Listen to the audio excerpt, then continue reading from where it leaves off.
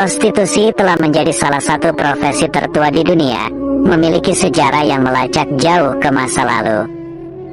Walaupun tidak ada catatan pasti mengenai kapan tepatnya profesi ini mulai muncul, kehadirannya telah terus ada sepanjang sejarah peradaban manusia. Bahkan, prostitusi tidak pernah benar-benar punah, dan justru terus berkembang sejalan dengan perkembangan zaman. Dalam konteks Indonesia pada masa kolonialisme, prostitusi menemukan model lain dalam sistem pergundikan, yang merupakan praktik umum pada zaman tersebut.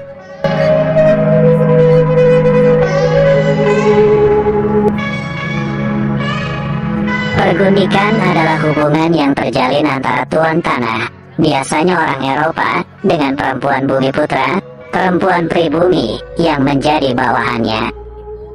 Praktek pergundikan ini berkembang di Hindia Belanda dan melahirkan sebuah kelas masyarakat baru yang disebut kaum Indo.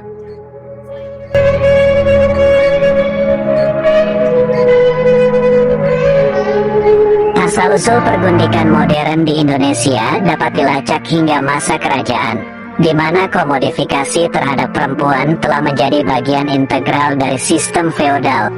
Para raja dan bangsawan pada masa itu memiliki selir sebagai simbol kekuasaan dan status sosial mereka. Selir ini terdiri dari anak-anak bangsawan yang diserahkan oleh keluarganya sebagai bentuk loyalitas, serta perempuan dari kelas bawah yang dijual atau diberikan untuk meningkatkan derajat mereka.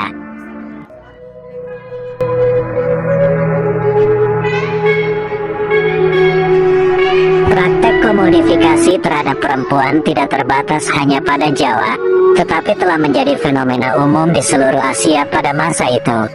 Meskipun tidak sepenuhnya seperti industri seks komersial modern, sistem ini memberikan landasan bagi perkembangan industri prostitusi di masa depan.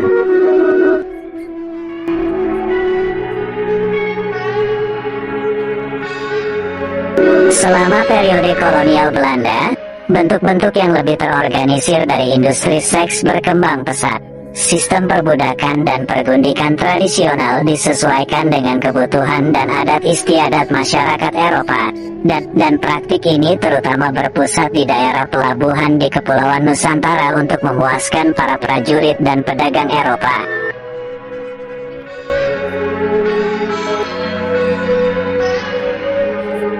Selain itu, kehadiran Verenigde Oost-Indische Compagnie (VOC) juga mempengaruhi lahirnya sistem pertaian di Hindia Belanda, khususnya di Pulau Jawa.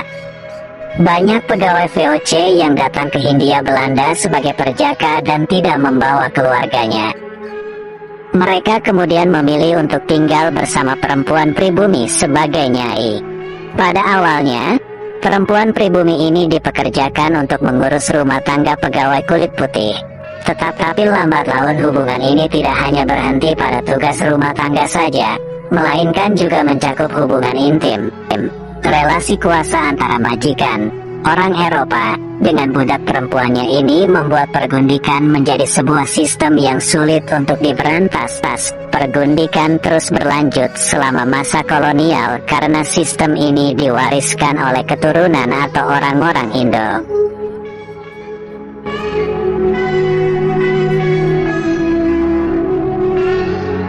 Ada beberapa faktor yang menyebabkan prostitusi dalam sistem pergundikan ini berkembang pesat. Salah satu alasan utama adalah engganinya pria Belanda membawa keluarga mereka ke daerah koloni karena perbedaan iklim yang mencolok antara Eropa dan daerah tropis seperti Indonesia. Selain itu, perjalanan yang memerlukan waktu yang sangat lama dari Eropa ke Hindia Belanda juga menjadi kendala. Dan perjalanan tersebut sangat berbahaya terutama bagi perempuan Eropa yang tidak terbiasa dengan iklim tropis. Di samping itu, peraturan gereja saat itu mengharuskan seorang laki-laki Eropa Kristen menikahi seorang perempuan Kristen pula. Jika seorang laki-laki Eropa Kristen ingin menikah dengan seorang perempuan pribumi, perempuan tersebut haruslah beragama Kristen, dan sebagai gantinya, dia memperoleh kewarganegaraan suaminya. Hal ini menyebabkan banyak hubungan tanpa ikatan antara laki-laki Eropa dengan perempuan Asia, Namun, karena tidak banyak perempuan pribumi yang bersedia masuk agama Nasrani, hubungan ini seringkali berakhir tanpa ikatan pernikahan. Seiring dengan kebijakan penghentian pengiriman perempuan Eropa ke Hindia Belanda, praktek pergundikan semakin diatur, dan muncullah sebutan nyai bagi para gundik. Pada awalnya, istilah nyai atau nyahi mengacu pada bahasa Bali yang berarti adik perempuan atau perempuan muda, serta digunakan dalam wilayah budaya Sunda yang berarti wanita dewasa.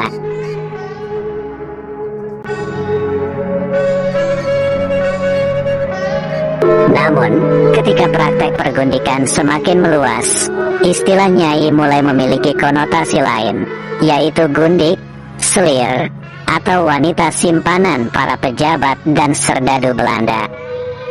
Pengalaman menjadi nyai tidaklah mudah, dan banyak di antara mereka yang mengalami berbagai bentuk eksploitasi dan penindasan. Ketika para gundik ini tidak lagi dibutuhkan atau dititipkan di tempat lain, banyak di antara mereka yang mengalami kesulitan dalam mencari pekerjaan atau pasangan hidup. Beberapa di antaranya terpaksa beralih ke dunia prostitusi sebagai satu-satunya cara untuk bertahan hidup.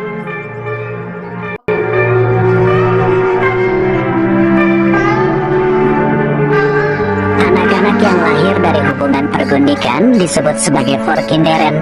Pada awalnya, tidak ada legalitas hukum yang jelas bagi anak-anak Indo, yaitu anak-anak dari hubungan antara laki-laki Eropa dan perempuan pribumi.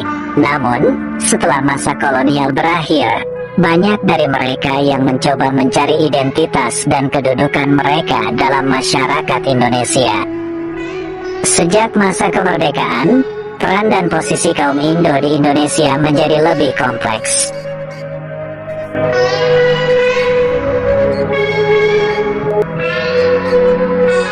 Beberapa di antaranya memilih untuk pergi ke Belanda, sementara yang lain tetap tinggal di Indonesia. Ada sekitar 300.000 orang Indo yang meninggalkan Indonesia dan pindah ke Belanda, sedangkan sekitar 50.000 orang lainnya tetap di Indonesia dan dianggap sebagai bagian dari masyarakat Eropa meskipun tidak semuanya memiliki darah Eropa. Meskipun jumlah kaum Indo lebih banyak daripada orang Belanda totok, Belanda asli, namun posisi penting dalam pemerintahan masih didominasi oleh orang Belanda asli. Sementara orang Kreol dan Indo hanya mendapatkan posisi tertentu yang tidak strategis.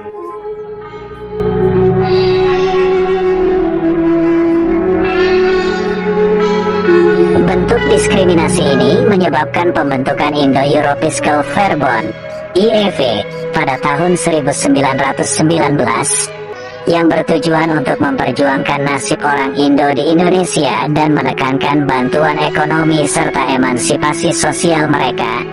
Namun, secara politis, IEV tidak sepenuhnya berhasil mencapai tujuannya.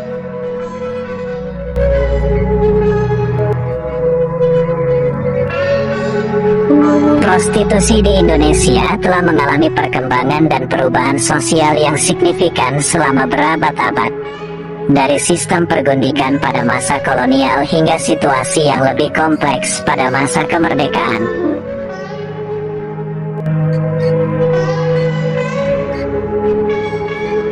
Prostitusi tetap menjadi fenomena sosial yang kontroversial dan kompleks. Dampaknya tidak hanya pada para pelaku prostitusi, tetapi juga pada masyarakat luas, terutama bagi anak-anak yang lahir dari hubungan pergundikan dan terpinggirkan dari hak-hak mereka.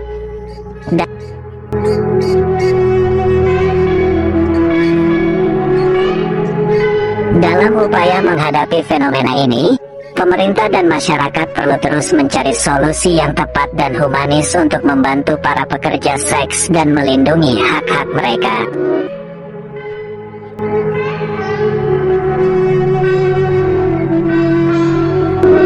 Penting juga untuk terus mengedukasi masyarakat mengenai bahaya dan risiko prostitusi, serta pentingnya memperlakukan pekerja seks dengan martabat dan menghormati hak asasi mereka.